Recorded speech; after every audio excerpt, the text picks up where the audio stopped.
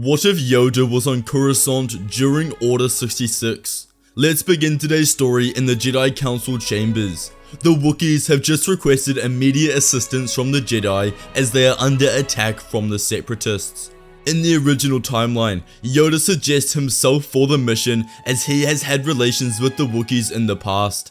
But let's say that this doesn't happen, and instead, they elect a different council member to go. In this story, High Council member Stras Ali is elected to go to Kashyyyk. Yoda wishes to stay on Coruscant at this time as he can sense the rising conflict, that the end of the war is near, and desires to be around Anakin as he embarks upon his secret mission to spy on the Chancellor. After the session, Obi-Wan tells Anakin about the secret assignment that the council wants him to conduct and that it is to be kept off records. This upsets Anakin. He believed that the council was completely out of line and acting against the very fabric of the Jedi Code. Obi-Wan would inform Yoda that Anakin didn't respond well to his new assignment, but the Grand Master informed Obi-Wan to have faith in his apprentice. In Revenge of the Sith, Yoda left Coruscant at this point, but now that he is remaining on the planet, he could change the outlook of Skywalker's viewpoint. He summons Skywalker to a private session to speak with him just after their council meeting. He tells the boy that he hears that he doesn't like his new assignment. Anakin would respond and say that he was confused. It was treason to spy on the Chancellor, so why would they want him to do it? Unlike many other Jedi such as Mace Windu, Anakin actually respects Yoda and therefore will listen to the wisdom that he has to share. Yoda tells the boy that what he is about to say is to be kept to themselves. He says that the Jedi Council is very suspicious of Palpatine. The war has been going on far longer than it should have, and they are beginning to fear that someone from within is prolonging the conflict. He then reminds Anakin of what Count Dooku told Obi-Wan on Geonosis, that the Sith Lord is in control of the Senate. Although Yoda didn't believe that this person was Palpatine, his senses were informing him that something suspicious was happening in the Chancellor's office, and perhaps the Sith were controlling Palpatine. All the Council wants him to do is report on the Chancellor's dealings, who he meets with, and how he spends his time. Of course, Yoda hopes he is innocent, but they are at war and they must investigate all possible scenarios. There is a traitor amongst them, he can sense it. Anakin nods and says he will see what he can do. When Yoda explained it to Anakin, it made more sense. The Grand Master presented the assignment in a way that the Jedi were just exhausting all possible outcomes to see who the traitor was. The Chancellor was just one of them. But Anakin believes his close friend Palpatine is innocent. Anakin stands and walks towards the door. Before he leaves, Yoda calls out to Skywalker, causing the Chosen One to turn. He asks Anakin how his premonitions are since yesterday when they met. Anakin pauses and thinks about it. He needs to communicate these feelings with someone, and Yoda was trustworthy. He tells the Grand Master that since yesterday, they have gotten so much worse. He gets them during the day, and it's all he thinks about. Anakin appreciated his advice from yesterday, but he can't let go of everything he fears to lose. And with that, he leaves the room. Yoda remained very worried. Much cloudment and confusion surrounded Anakin in the Force. He could sense how much this was disturbing Anakin, and if Anakin wouldn't let go of this attachment, Yoda would have to show him another way. Anakin would be summoned by Chancellor Palpatine to the Opera, where he informs the boy that their spies have spotted General Grievous hiding in the Utapau system. Anakin thought back to his conversation with Yoda. He had to report on the Chancellor's dealings. Palpatine would follow the same steps as he did in Revenge of the Sith. He would tell Anakin that he knows the Jedi told him to spy on him, which would completely throw Anakin off and his guard dropped. When this happened, he would tell Anakin the tragedy of Darth Plagueis the Wise. Anakin becomes very intrigued when he hears of a way to save others from death, and he knows that time is running out, and if he can't find another solution, perhaps he will follow in the footsteps of Darth Plagueis. The following day, a council meeting is held where Anakin is denied the opportunity to go to Utapau, even though Palpatine had requested it. The council votes that Obi-Wan will go instead, having much experience dueling Grievous during the Clone Wars. This visibly upsets Anakin, and Yoda could see the anger and rage swelling within him, alongside the other conflict that he was facing. Yoda was 1,000 years old, and he was extremely wise. He knew that Anakin's focus was slipping. He had to help the boy before it was too late. Yoda spends the rest of the council meeting thinking about Skywalker and his issue. Multiple times in the session, Yoda had to be snapped back into reality by other council members, to which Yoda would ask them to repeat what they were saying. Later that day, Yoda would summon Skywalker again. They go for a walk into the Jedi archives, and Anakin is curious what text he is going to show the boy. But instead of walking into an aisle full of texts and artifacts, they move towards the entrance of the restricted section. Anakin was completely confused and shocked, and told the master he thought only masters were allowed to be in here. Yoda chuckles to himself and says that he is the Grand Master, and if he deems someone worthy of entering, then he has the power to do it. But he assures Anakin that this is a one-time thing until he reaches the rank of Master. As they enter the restricted section, Yoda explains to Anakin that sensing the future is a unique ability only a few Jedi are gifted enough to have.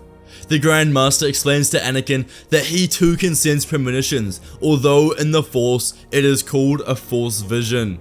Yoda did explain how it takes him hours of focused concentration to use this ability, whereas Anakin's appeared more innate to his gifts. When he meditates, he can sense different scenarios that the future holds, and his mind runs wild. But he also explains to Anakin that caution is to be taken. The future isn't always set in stone and can be wrong many times. Until he trains and masters the ability, it can be very dangerous and lead them down the wrong path. Yoda takes Skywalker into the training quarters of the restricted section and uses the Force to summon a Jedi holocron all about Force vision. They spend the afternoon training. For hours on end, Anakin attempted to use Force vision, and he saw Padme die on repeat, which reminded him of the potential fate of his wife. The pain was unlike anything else, but Yoda explained to Anakin that he too experienced something similar over 600 years earlier when he had a premonition of his home world getting blown up due to a neighboring star dying. He went absolutely crazy for weeks, obsessing over a way to save his people who were already nearing extinction. Eventually though, he found this holocron and learnt all about Force vision. With training, he was able to control the ability and discover that the vision was only a facade, only one possible future that could occur out of many, an externalization of his imagination. The Force acts in mysterious ways, Yoda adds, something he has learned numerous times across his grand life. Anakin continues his training. Yoda was arguably the best teacher in history, and this coupled with Anakin's innate talent for the Force meant that he was able to gain control over this ability quickly. After hours on end, Anakin made significant strides in understanding Force vision. Anakin was able to sense many futures, most of which where Padme successfully gives birth. The Force gave Anakin another possible scenario in order to warn him of the dark path he was embarking upon, and only if he altered his actions and allowed those around him to help him would he be able to save her. From the Force's perspective, he wasn't going to turn to the dark side anymore, and thus the vision would not come into fruition. In essence, the Force had played tricks on his mind, and his wife was not in imminent danger. Anakin thanks Yoda for all of his help and sharing his wisdom. He couldn't have done this without him. The next day, Anakin tells Palpatine that Obi-Wan has engaged General Grievous. Palpatine would console Anakin, who wishes he was there, and to Anakin's surprise, Palpatine would reveal himself as the Sith Lord. Anakin was taken aback and filled with anger. His friend and mentor was no more than the embodiment of evil, a Sith Lord. He never believed that the secret mission would ever amount to anything, but little did he know it would change the entire course of the war. Anakin would tell Palpatine he is going to turn him over to the Jedi Council. Instead of going to Windu with this news, he would run straight to Master Yoda and tell him everything. With Yoda here, things were very different. Yoda would gather Windu, Kit Fisto, Agen Kola, and Saesee Tiin and tell Anakin that he will come with them to the Chancellor's office, sensing the resolve and determination within him. The six of them enter and ignite their lightsabers, telling the Chancellor that he is under arrest. Palpatine snarls and tells Anakin that he is making a mistake, now his loved one will die. This caused Yoda's ears to twitch, but Yoda reassures him that the Sith are only manipulating him. There is no way he could know about the future, and his words are filled with lies. Sidious leaps forward and yells a Sith scream, disorientating the Jedi. This allowed him to murder Saesee Tiin, Agen Kola, and Kit Fisto immediately, leaving him alone with Anakin, Windu, and Yoda. Anakin was amazed at Palpatine's speed, leaping from one side of the room to the other in mere seconds. He was like a blur. But Yoda was able to keep up with him, and Windu used his own variant of the pod to render the dark side energy useless. Palpatine was losing, and Windu was able to knock his saber out of his hand, causing Anakin to deliver the final strike and kill the Sith Lord. Anakin had fulfilled the prophecy and brought balance to the Force. Windu looks over at Anakin and explains that he was wrong about him. He truly is powerful and a dedicated Jedi. Although he didn't say it outright, this was Windu's way of giving Anakin his thanks and praising him. Simultaneously, across the galaxy, Obi-Wan would kill Grievous and win the Battle of Utapau. With Sidious, Dooku, and Grievous dead, the Separatist Council would surrender and the Republic wins the Clone Wars.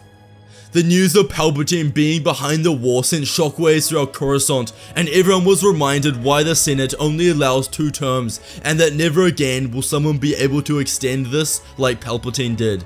After the next election, Mena Tills, a Mon Calamari senator and member of the delegation of 2000, was elected as the Supreme Chancellor of the Republic and would work hard to restore balance to the galaxy following the war. After the conflict, Anakin was summoned to the center of the council chambers.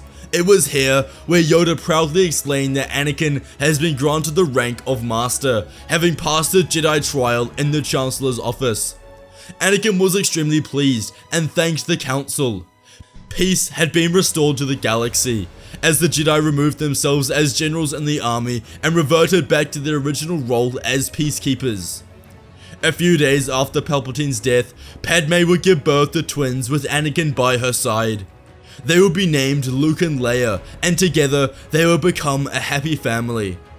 Padme decided to leave the Senate and focus on becoming a full-time mother, knowing that her husband was working hard as a Jedi. When the twins began showing signs of Force sensitivity, Anakin would bring them to the Jedi Council. At first, they were worried about raising twins in the Order, knowing that they would grow up with strong attachments all around them. But Yoda was able to stand up on Anakin's behalf, explaining how the Chosen One was able to achieve balance even with a family. He motions to Ki-Adi-Mundi, who has a family of his own, as well as explaining the tale of Revan, a Jedi of old who held several attachments himself. Ultimately, it was allowed that the twins could be trained in the Jedi Order. Padme would still be a prominent part of their lives, having the twins still live at home on Coruscant and travel into the Jedi Temple every day for their classes. Anakin Skywalker had everything he ever wanted, a happy and safe family. He was a respected member of the Jedi Order, and he received his happily ever after. If you enjoyed today's video, you must watch what if Obi-Wan was on Coruscant during Order 66, and what if Yoda turned to the dark side. Please consider becoming a member for $1 a month, it really helps the channel out. I hope you all enjoyed, and may the Force be with you.